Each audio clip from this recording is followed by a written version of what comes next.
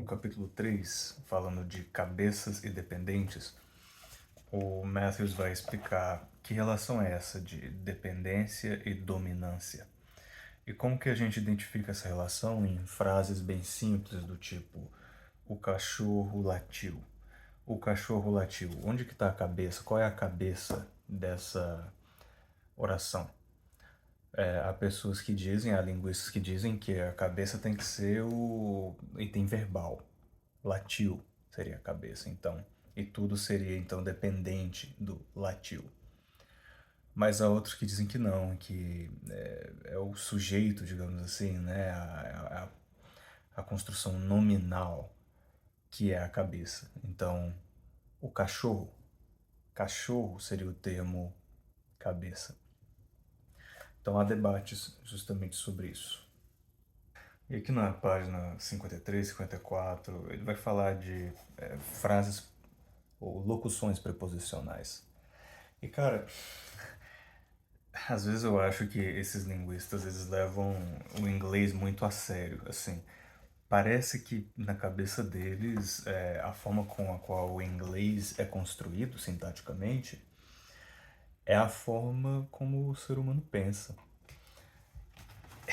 E para pessoas bilíngues, trilíngues, e, sei lá, pessoas de países do sul global, por exemplo, né, países africanos que falam Swahili e outras línguas, e o sul da Ásia, né, o pessoal da Índia que fala hindi e várias outras línguas, cujo nome eu nem sei, eles não vão ter esse pressuposto. Eu sinto que linguistas que são primariamente estudiosos do inglês estão lidando com problemas muito específicos, muito particulares do inglês. E não sei, eu fico lendo essas discussões aqui, onde é que a gente coloca o genitivo, né? Porque o inglês tem essas construções, like the book of Paulo e Paulo's book. E eles têm que entender, achar um lugar para classificar. Será que esse of, né, esse o of seria uma preposição, né? Será que essa preposição é uma cabeça em si mesma ou não é? Aí a gente vai para o português, né? O livro do Paulo. E não tem a construção Paulo's book, não tem a construção Paulino, talvez, né? O livro Paulino. Mas a gente não fica debatendo tanto essa questão formal de onde que está a cabeça. Bom, eu acho que a gente não fica, né? Vai ver os lusófonos aí, os estudiosos da língua portuguesa estão tendo o mesmo problema. Mas, cara, é interessante ver essas discussões e páginas sobre alternativas de formulação.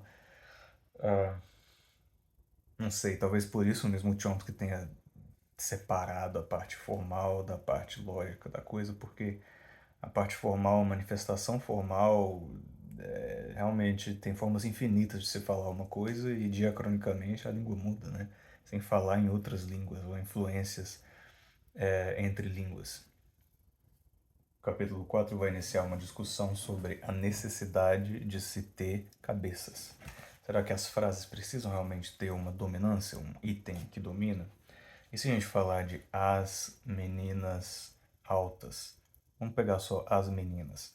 Qual que é o fator dominante aí? Qual termo é dominante? Meninas ou as? Antigamente seria natural dizer que o termo dominante é meninas, mais importante, né?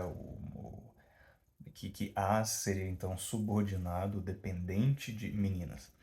Mas houve um shift, né? Houve uma mudança e agora também se defende que as seja a cabeça e meninas subordinado a isso.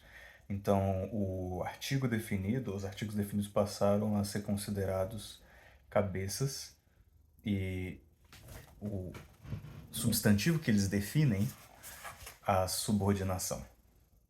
E essa nova forma de se ver o papel de cabeça dos determiners, dos artigos, ficou conhecido como the DP Hypothesis, ou the Determiner Phrase Hypothesis.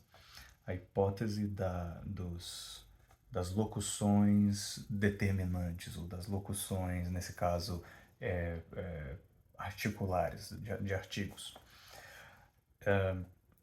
E uma coisa interessante é que existe, então, pelo menos na opinião aqui do Matthews, um perigo em a gente usar categorias semânticas ou argumentos semânticos para justificar a nossa sintaxe.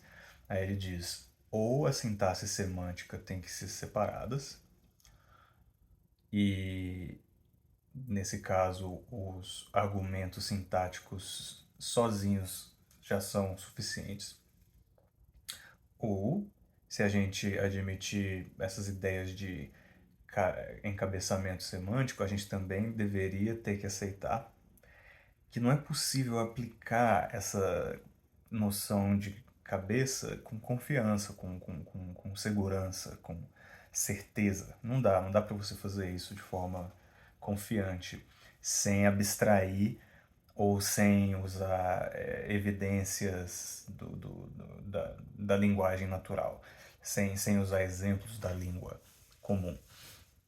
Então, essa é uma discussão que continua acontecendo sobre qual o valor semântico da sintaxe e qual o valor de se usar exemplos da língua natural para se justificar, ou para se desafiar uma determinada categoria abstraída da sintaxe. E é aqui que considerações entre duas línguas diferentes vão entrar, por exemplo. No exemplo espanhol, las muchachas, ou vamos usar o português, né? As meninas,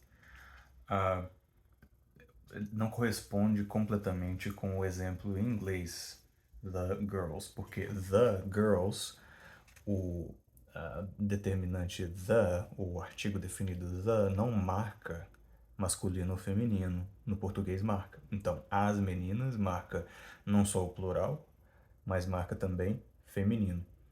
E se a gente está procurando por uma gramática universal,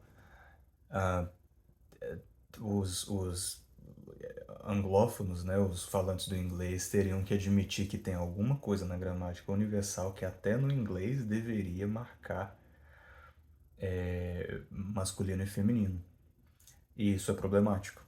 Como a gente vê, diferentes línguas têm diferentes marcadores. Agora, argumentar que os pronomes demonstrativos e artigos deveriam ficar juntos é um pouco mais fácil de fazer esse argumento no inglês. Mas quando você observa o grego, e aqui ele tem o exemplo de this man, utos ou anthropos, que no grego antigo, no grego moderno, aftos, onde que tá aqui? Aftos ou anthropos. Os dois significam este o homem. No português a gente diria este homem. No inglês, this man. Mas literalmente no grego, este o homem. Então tem uma redundância, né, na nossa tradução do português. E essa redundância gera problemas. Como que a gente classifica essa palavrinha o, este o homem? Onde que está aí a cabeça dessa frase? Está no este, demonstrativo? Está no homem, o substantivo? Ou está no o, artigo? Então o grego aí dando trabalho. Mas os gregos antigos mesmo diziam que as cabeças vão ser sempre os substantivos e os verbos.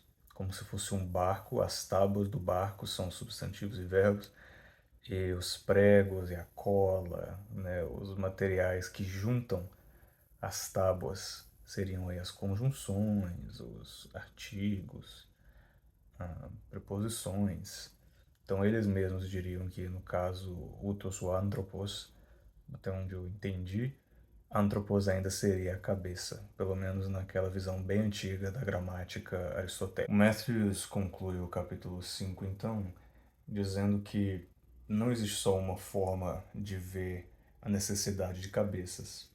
Existe uma explicação alternativa de que coisas similares tendem a seguir coisas similares. Não necessariamente que coisas dominantes tendem a ser seguidas por coisas subordinadas. Ou até o contrário, não quer dizer que coisas subordinadas tenham que ser seguidas pelo seu dominante, porque línguas variam nisso.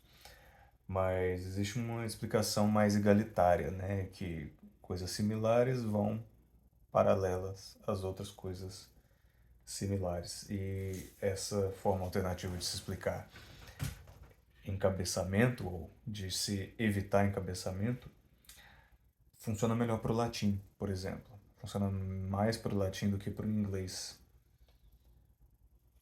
E diz aqui literalmente que o latim, em vez do inglês, pode fazer mais sentido se nem todas as combinações frasais tiverem um único item dominante. A conclusão do capítulo 6 é bem genérica. Ela diz que quando a gente pergunta o que é universal em várias línguas, em termos de assimetrias, em termos de achar uma cabeça ou duas cabeças, e está dizendo que, bom, o que é comum a todas é que em qualquer língua há categorias de unidades que pedem complemento e outras que não. Então é isso que é universal em todas as línguas. E essas valências variam de língua para língua. O capítulo 6 vai falar de constituintes. Constituintes são as partes da estrutura frasal. Quais são as partes da estrutura da frase? E o Chomsky falou que isso forma uma gramática da estrutura da frase. E então a gramática lida com frases e com locuções, locuções adverbiais, locuções verbais, locuções nominais. E os léxicos e os dicionários, né, a área da lexis lida com termos individuais, palavrinhas individuais. Então isso é uma diferença entre lexis, sintaxe, que lida aí com locuções e com frases completas, e aí sobe para análise do discurso, pragmática, que está acima do nível da frase, da cláusula. Na página 112, o Matthews ele vai falar uma coisa importante. Ele vai dizer que tudo bem, a gente pode até pegar uma frase como They saw the tall girls, eles viram as garotas altas, e analisar isso exaustivamente, dividir isso em várias partezinhas e achar qual partezinha vai embaixo de qual partezinha. Mas a pergunta é, a gente deveria fazer isso? Qual a necessidade de se fazer isso? E mesmo se a gente conseguir fazer isso com essa frase, a gente deveria esperar a possibilidade de fazer isso com todas as frases de todas as línguas? Então essa é a pergunta desse capítulo. É uma pergunta bem importante. E vamos analisar isso.